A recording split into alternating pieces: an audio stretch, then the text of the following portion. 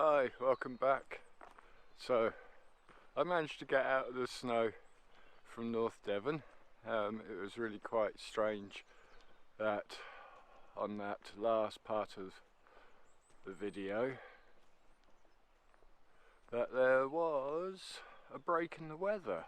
It was quite strange, like the eye of the storm, and it stopped snowing, went very calm. The sun came out, so much so I could actually turn the heating off in the van and sit there and wonder in amazement. And that was on the Friday, and so I thought, right, I'll make a run for it. So I did, and it was really strange that leaving that area just 5 miles away, there wasn't any snow apart from up on the tops of the hills, and it was quite good. So got going on my journey, and drove 250 miles to where I am now.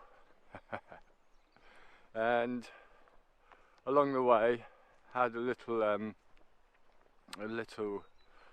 moment where I had planned to get and fill up the LPG, because in those temperatures I had the heater running in the van quite a bit, almost constantly.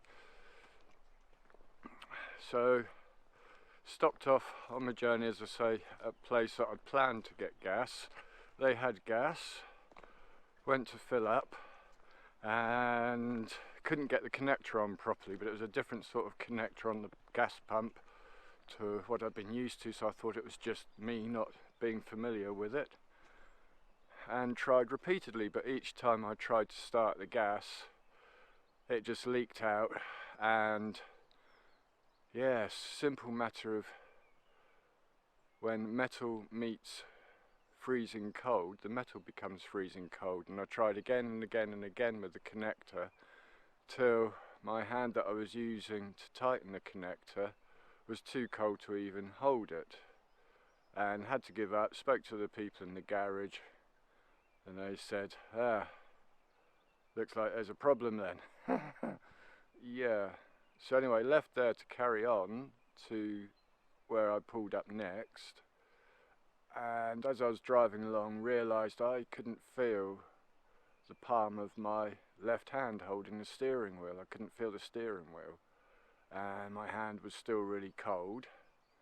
So drove along with the heater pointing in the van, the dash heater, you know, your normal air, hot air from the dash, with one of the vents pointing at my left hand on the steering wheel, which warmed it up, and then I felt the pain. Yes, freezing cold metal against bare skin will burn it like a freezer burn. So the inside of my left hand I'd burnt, with blisters coming up, and the funny result is, if you look at it funny, is that now when I use the touch screen on my Wi-Fi router in the van, it won't pick up my thumb or first finger when I try to hit the off button on the touch screen. But if I use my right hand, any of my fingers or thumb, it works. So I guess I've burnt my thumbprints off on my left hand. Yeah, it was very painful. So just a lesson to people filling up with LPG: if the connector doesn't work and it leaks and it makes it all misty white on that bit of connector you've got to twist and lock on with your hand, make sure you wear a thick glove, or better still, get the person out of the pump, out of the garage, to come and do it, and they can burn their hand. So yes, as you can probably tell, it's snowing. Oh, I can't get away from it. I'd set off, I've seen the forecast early this morning, and it was going to be nice and sunny. When I say early, I'm talking 6:30. So I thought, right, I'll get ready, I'll go out, and yes, the sun came out. It was great. And I've literally walked for 10 minutes, and now it's like this.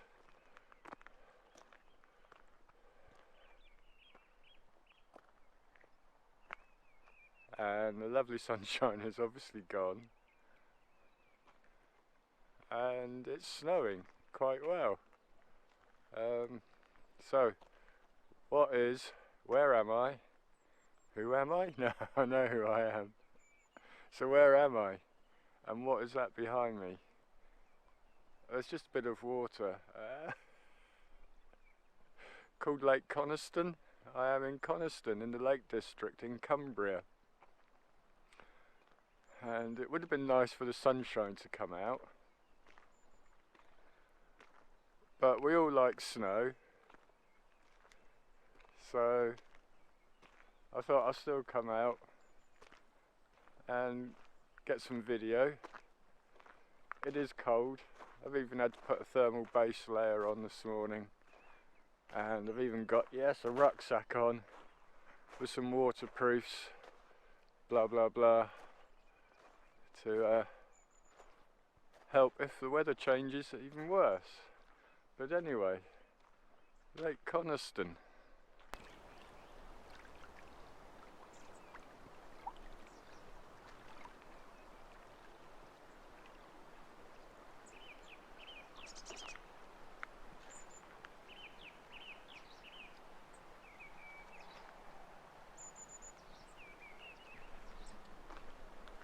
So Lake Coniston is a little bit famous. I'm sure quite a lot of you do know, but in case you don't, Lake Coniston is where Donald Campbell, the madman who was obsessed by going fast, had already broken the land speed record, decided he was going to set the water speed record, which he did back in 1950s. And he wasn't just content on setting a new world record for the fastest speed on water, which I think he set at over 300 miles an hour. Anyway, he decided he would try and break his own records, and well, I think a lot of us, as I say, already know what happened to him, but yeah, supposedly he hit a drifting tree in the water, and his jet-propelled boat took off up out of the water like a jet plane,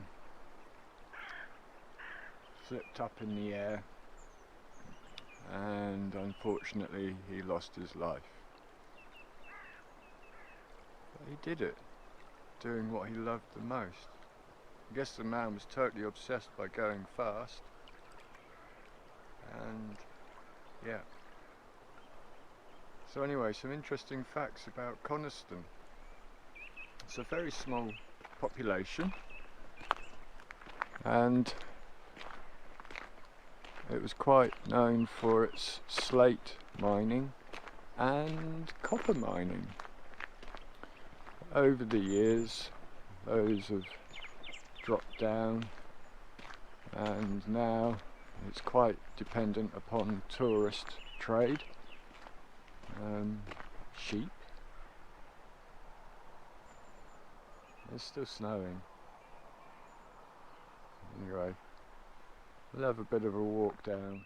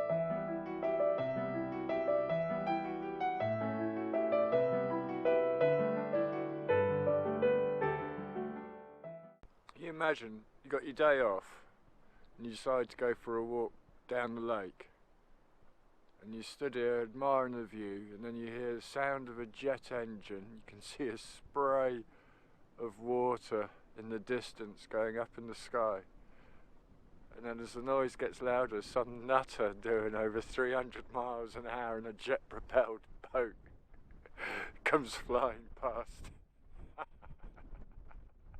Oh, this weather's fun.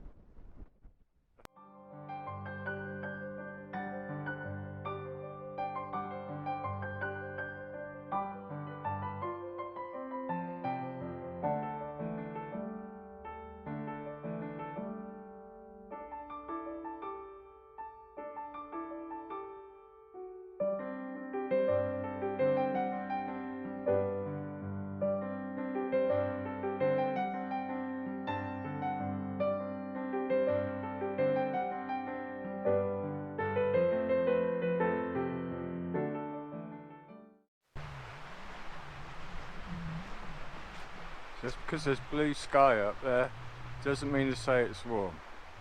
It's still so cold. I'm trying to walk up a little bit so we get a bit sunshine up there. Right. As you can hear, it's a bit windy up here. This is as high as I'm going to go because this wind is bitterly freezing. Every other word to describe cold.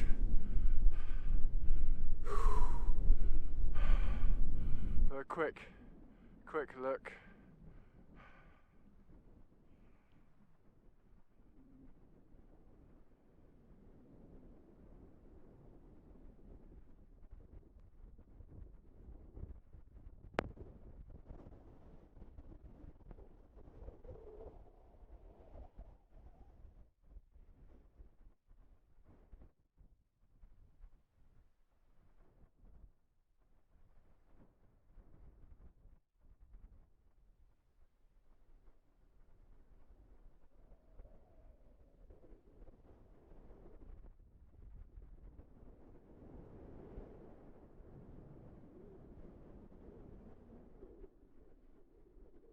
That was crazy cold up there. I've just dropped down so that it's a bit more sheltered here. It's utterly freezing up there. Not an ideal place to be, but I think I've got cold enough, even with all my layers on. So I'm going to make my way back to the van and get that kettle on and have a cup of tea, warm up, put the heating on, and put this video together for you. Oh. Just got back, taken off my clobber, coat and rucksack and everything, put the heater on, as you can probably hear in the background, and got my tea.